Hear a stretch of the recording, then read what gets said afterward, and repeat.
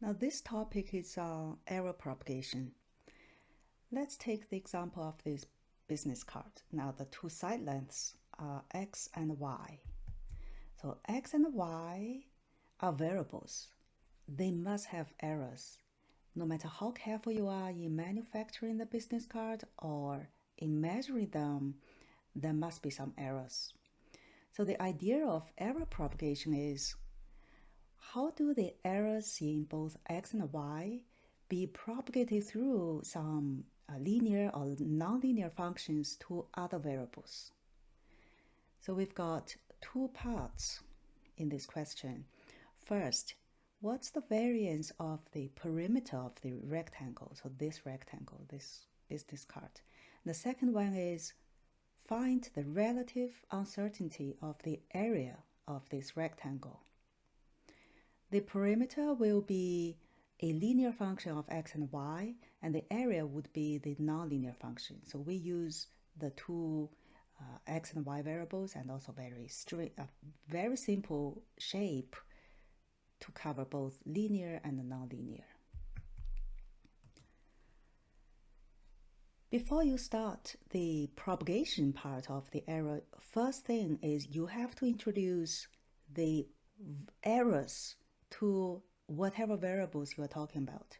So we've got x and y to start with.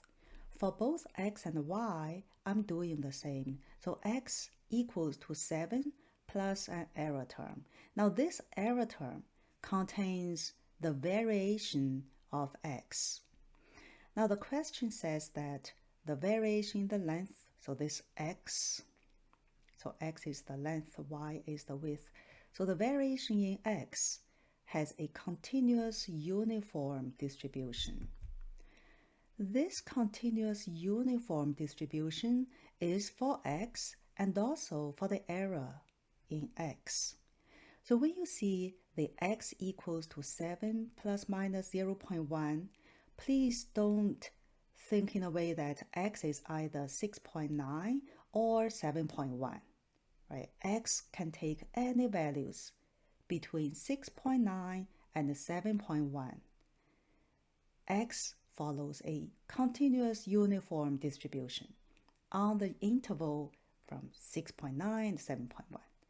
To describe that continuous uniform distribution, I let x be 7 plus an error.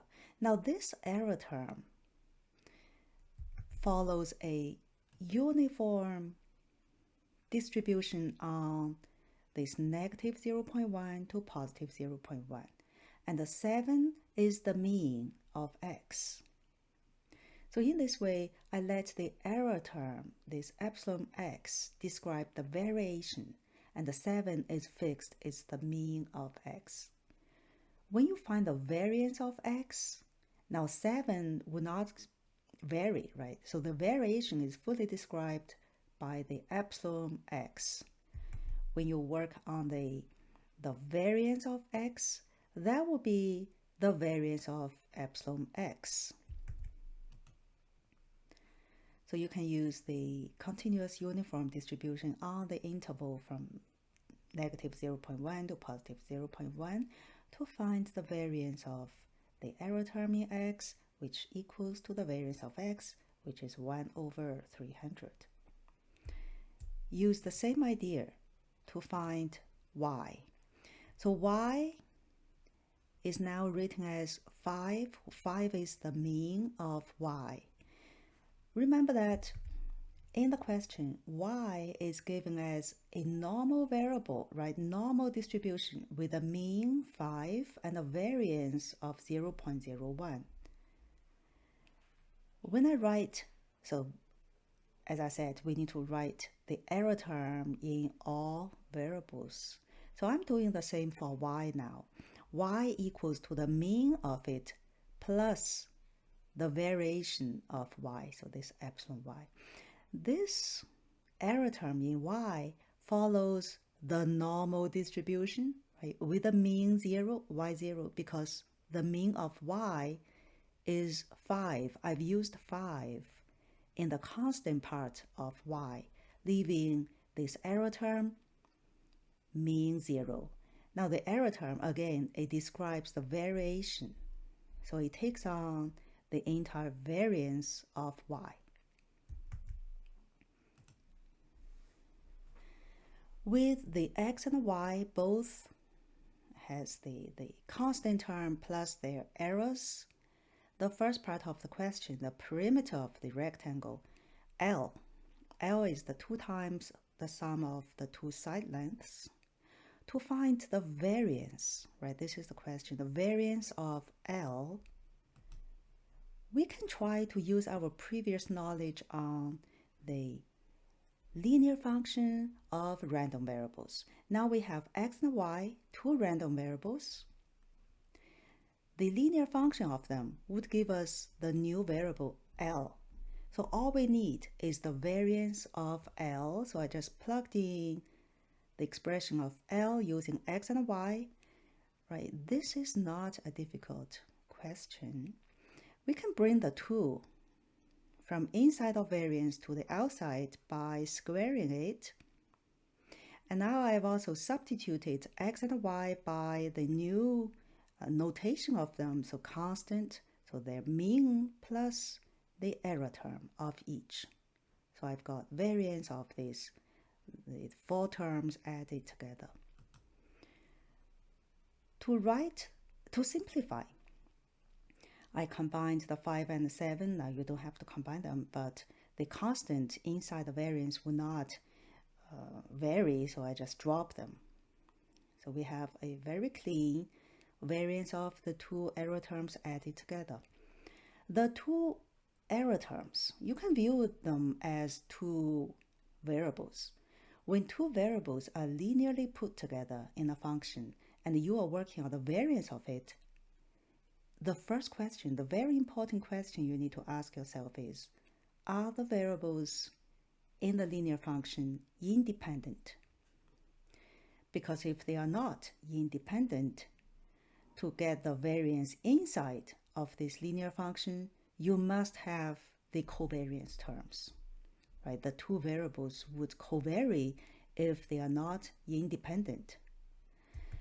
The question here tells us that x and y are independent. So in the making or measuring of the 2 side lengths, x and y are independent.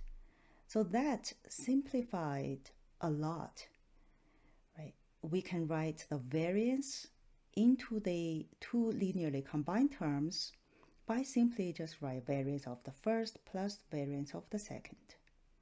And using our previously calculated variance, so the variance of this x error term and the variance of the y is given, so we just substitute and get to the final answer. So that is part A. For part B, we are working on the area of the rectangle. Area is a nonlinear function of the 2 side lengths. Let's try our previous approach. So variance of the area is the variance of the product of x, y. Now I substituted the product.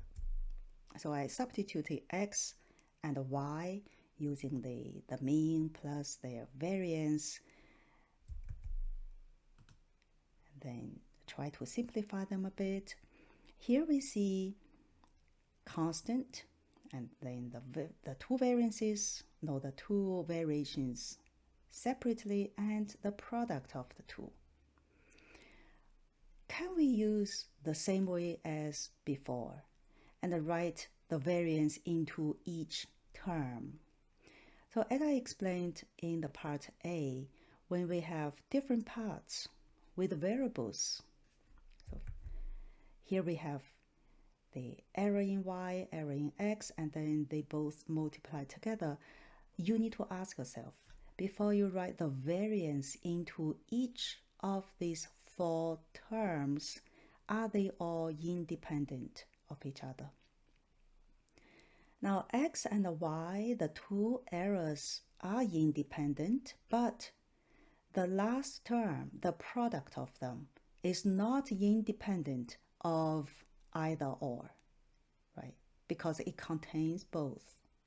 That's why you cannot write the, the variance here equals to the variance of you put things inside, right? It would not be equal.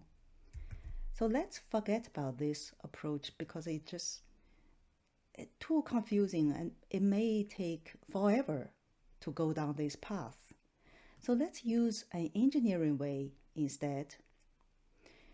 We first write this nonlinear function, so x times y, by the first order Taylor series expansion. So we approximate this area by a simple first order Taylor series expansion. Where to expand? At the means. So at the mean of x and the mean of y. Then the area A equals to, you see this is the mean of A, right? The mean of x times mean of y plus the first order, so this is the partial derivative of area with respect to the x length. Now this little mu refers to whatever mean value this partial derivative calls for, then just substitute, right? If this partial derivative requires an x value, then use the mean of x, which is 7. If it calls for y, then use 5, which is the mean of y, times this error term, then plus, so this is a comparable part for y. Calculate, so when you differentiate a function, so here function a is x times y. When you do partial derivative, so a equals to x times y, you differentiate with respect to x here, you consider y as a constant. Then you will get the partial derivative as y. So in the same way, when you partially differentiate a with respect to y, you consider x as a constant. Then you will get x. So use the corresponding mean to substitute in the x and y value. We have this. So in the end, using the first order Taylor series expansion, we have the area, instead of x times y, it becomes the product of the means plus a linear combination of the two errors. Now this is a huge improvement because previously, when we try to simplify the a by substituting the x and y using the error terms expression, we got a product of the two error terms and we got stuck in here, right? We couldn't continue in our usual way. But now with the Taylor series expansion, we've got very clean linear combination of either constants or the two error terms separately. From here, we can just use our usual way. The variance of A equals to, so I substituted using this approximation of Taylor series expansion. And now the two error terms are independent, so I'm allowed to write the variance into each term. Of course, always remember to square the constants when you bring them out of variance. And I have this as the variance of the area. Question B asks not just the variance of the area, it's the relative uncertainty of the area. What is the relative uncertainty? It is instead of variance, it's the standard deviation divided by the mean of this area. So standard deviation is the square root of the variance calculated previously, and the mean of area is the mean of x times mean of y, which we used already. So this is what the question wants.